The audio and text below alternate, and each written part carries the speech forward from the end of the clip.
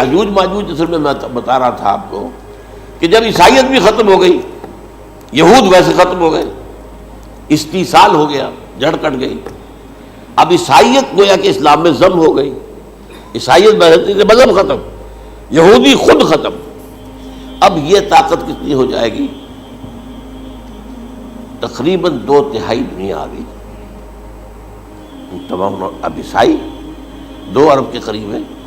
1 ارب 90 کروڑ ہو گئے، یا مسلمان بھی 1 کروڑ 50-60 لاکھ ہیں، دونوں کو جوڑ لیجیے کتنے ہو گئے؟ 6 ارب کل آبادی ہے۔ لیکن اس کے بعد آتا ہے یاجوج ماجوج کا خروج۔ یہ یاجوج ماجوج میرے نزدیک چائنا اور رشیا ہے، ان کی مجموعی طاقت اتنی ہوگی، اور یہ اس طرح آئیں گی ہر اونچائی پر سے اترتے ہوئے، پھسلتے ہوئے، جیسے 1962 میں جب وار ہوئی تھی بٹوین چائنا اینڈ انڈیا 1962 میں، تو وہ اس وقت کا نقشہ جو آج بھی اخبارات میں پڑھتا تھا تو یاد، waves after waves of Chinese soldiers were coming down the slopes of Himalayas۔ یہ تو وہ ہے نا جن کی تعداد کا کوئی حساب نہیں ہے، اور رشیا اور یہ مل کر جو ہے، میرا اندازہ یہ ہے کہ جب پہلے ملحمۃ العظمیٰ ہوگی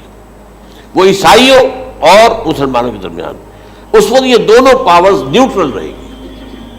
لیکن غالباً یہ بات طے کر لیں گی کہ ویپنز آف ورلڈ جو ہے ماس ڈسٹرکشن، یہ استعمال مت کرنا، اگر یہ ویپنز آف ماس ڈسٹرکشن استعمال کرو گے تو ہم میدان میں آ جائیں گے۔ اس میں وہ جنگ جب ہو چکے گی، پھر حضرت عیسیٰ کو فتح حاصل ہو جائے گی، اور پھر یہ کہ یہودیت ختم ہو جائے گی، عیسائیت بطور مذہب ختم ہو کر اسلام میں ضم ہو جائے گا، پھر وہ 40 برس کا عہد حکومت ہے حضرت عیسیٰ علیہ السلام۔ لیکن جب یہ فتح ہو جائے گی ان پر، اب یاجوج ماجوج آئیں گے، اور اتنی تعداد میں آئیں گے کہ بحیرہ طبریہ جو ہے اس کا سارا پانی پی جائیں گے۔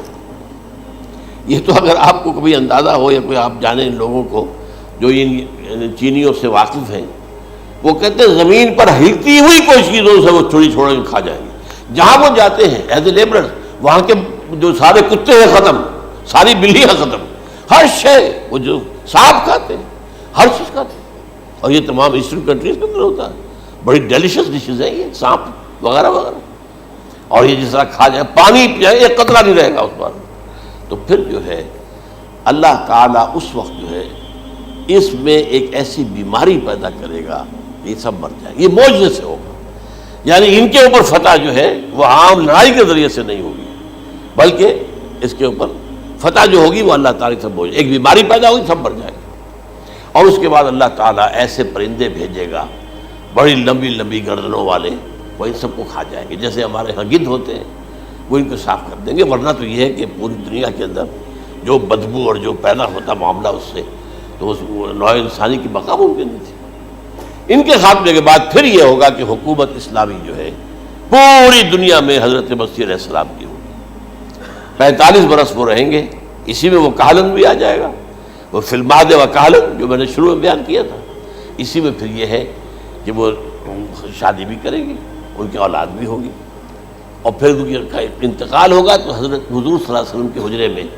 وہیں پر جہاں حضور اور ابو بکر اور عمر رضی اللہ تعالیٰ عنہم دفن، وہیں پہ ان کو دفن کیا جائے گا، اور قیامت کے دن حضور فرماتے ہیں کہ میں اور یہ تینوں ساتھ نکلیں گے۔ تو یہ ہے حالات و واقعات۔ هي الحلقات تحفظني بآيات من القرآن، هي الحلقات تملأني بحب المصطفى العدنان۔